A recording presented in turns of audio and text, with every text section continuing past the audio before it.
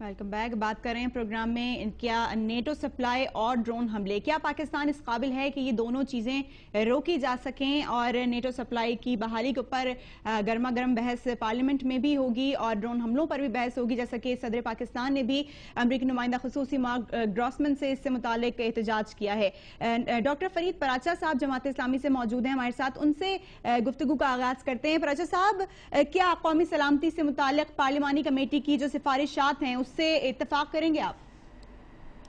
बिस्मिल्लाहिर्रहमानिर्रहीम। देखिए, जिस मरहले पे हम पहुंच चुके हैं कि 10 साल हो गए हैं और इन 10 सालों के अंदर हमने सिर्फ लाशें उठाई हैं या अपनी मईशत का नुकसान किया है। यानी ये तादाद कमो बेश मुख्तलिफ तज्जियों के अंदर 98 अरब डॉलर का हमारा नुकसान है जो माशी है, और हमारा जो नुकसान है जानी उसको भी 50,000 के दरमियान जो है वो बयान किया जाता है। इसमें सिविल और मिलिट्री, मर्द और औरतें, बूढ़े और बच्चे सब शामिल हैं।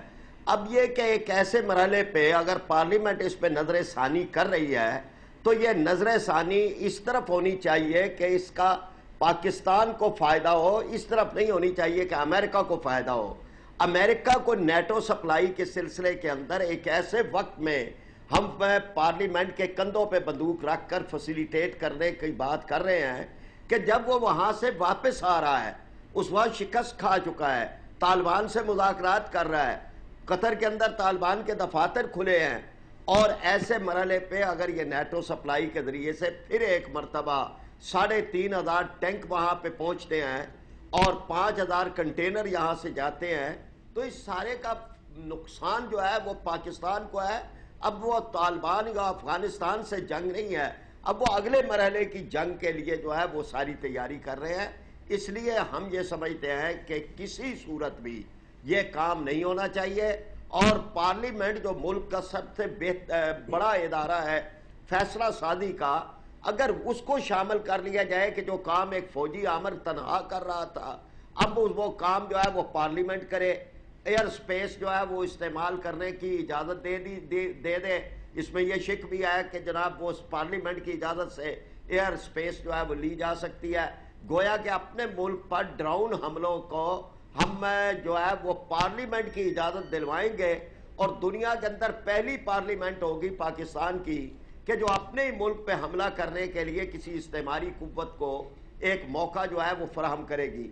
इस नुक्ता नज़र से ये सारी, और फिर सिक्योरिटी कंट्रैक्टर्स की बात है कि सिक्योरिटी कंट्रैक्टर्स जो है वो हो सकते हैं सिर्फ पाकिस्तान के कानून के ताबे। अच्छा पराचा साहब, बात यही करना चाहेंगे कि खारजा पॉलिसी की सिमत का तयन किस तरह हो, क्या सिमत होनी चाहिए खारजा पॉलिसी की, आपसे ही मालूम करेंगे। फिलहाल नाज बलोच साहिबा हमारे साथ मौजूद हैं, उनसे भी बात करते हैं। आप बताइए कि क्या सिमत होनी चाहिए खारजा पॉलिसी की। बिस्मिल्लाहिर्रहमानिर्रहीम। देखिए, ये मौजू जो है ये हमारे मुल्क में इतनी संगीनियत इख्तियार कर चुका है।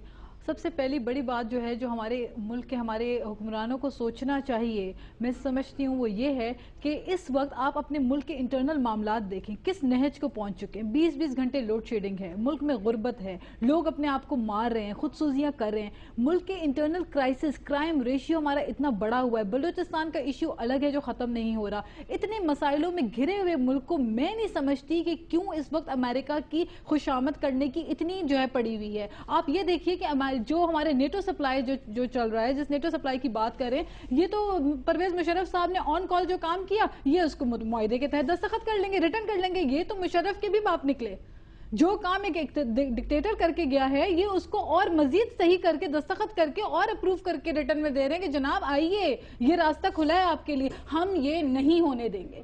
तहरीक इंसाफ का मौकफ पहले दिन से ये रहा है कि तालिबान की जंग हमारी जंग हरगिज नहीं है। लेकिन नासाहिबा, ये इशू तो पार्लियामेंट के ऊपर छोड़ा गया ना कि पार्लियामेंट रिजॉल्व करे, पार्लियामेंट फैसला करे कि करना क्या है। देखिए, करना तो एंड में यहाँ पे अगर इनके हवाले मुल्क है तो इस मुल्क का वाकई में किसी ने सही कहा था कि अल्लाह ही हाफिज, इस पाक सर जमीन जो कि इस्लाम के नाम पे जो ये जमीन बनाई गई, जो ये मुल्क बनाया गया, इस मुल्क को अगर आप इतने रिसोर्सेज के बावजूद इस जखीरों से भरे हुए मुल्क को आप अगर इस तरीके से टुकड़े टुकड़े टुकड़े करके आप अमेरिका के हवाले कर देंगे, तो मैं समझती हूँ कि पार्लियामेंट, आप किस पार्लियामेंट की बात करें, कौन से पार्लियामेंट की बालादस्ती, इन्होंने कब कहाँ कोई जमहूरी अमल रखा है? जमहूरियत तो नाम को नहीं है, ये तो डिक्टेटरशिप से टुकड़े तो कोई नहीं, किन टुकड़ों की बात कर रही है आप ये देखें कि क्या कर दिया इन्होंने। ट्राइबल एरियाज पे आप चले जाइए, वहां पे क्या है, वहां पे कोई रूल ऑफ लॉ है? वहां क्या है? ये तालिबान और अलकायदा की जो जंग थी, ये इनिशियली तालिबान जो है वो तो आपको पता है मिलियंस में थे, अलकायदा के लोग तो बेचारे वो तो हंड्रेड्स में थे, जो कुछ उनका मैटर था बिटवीन अमेरिका एंड अलकायदा वो तो हंड्रेड्स में थे।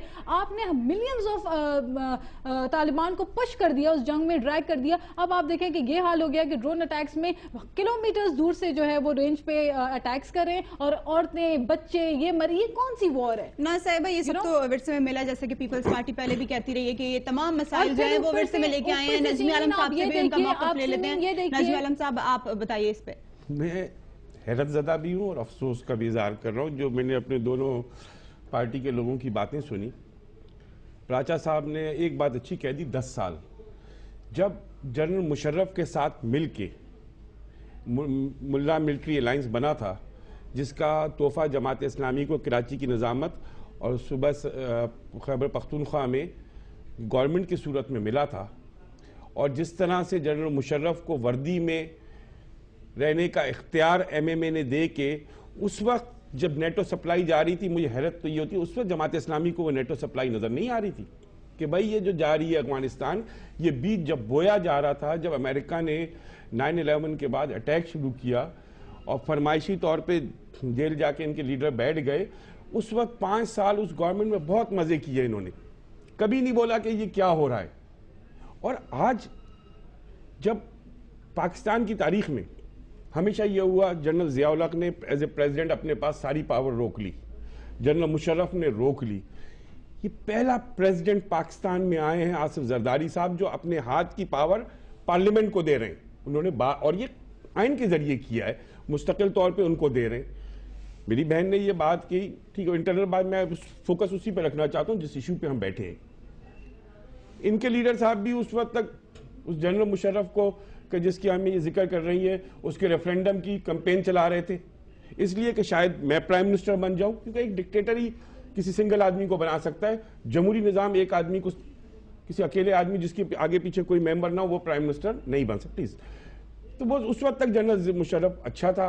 उसके बाद उनके 5 साल में जो नेटो की सप्लाई चलती रही, सब होता रहा। आपने उस बीच को बोने में आप दोनों हिस्सेदार हैं, क्योंकि आप लोगों ने जनरल मुशर्रफ को उस वक्त सपोर्ट किया। आज जो पाकिस्तान भुगत रहा है, प्रेसिडेंट साहब ने क्या किया? अच्छा, बात यह है कि अगर पार्लियामेंट पे एतबार नहीं है तो क्या फरिश्ते आएंगे? बिल्कुल। लेकिन इस मुल्क के इलेक्टेड लोग हैं। सवाल का जवाब हम डॉक्टर फरीद पराचा साहब से लेंगे, लेकिन फिलहाल यहाँ पर वक्त है एक ब्रेक का, और ब्रेक के बाद इसको मजीद कंटिन्यू करेंगे। लेंगे एक ब्रेक।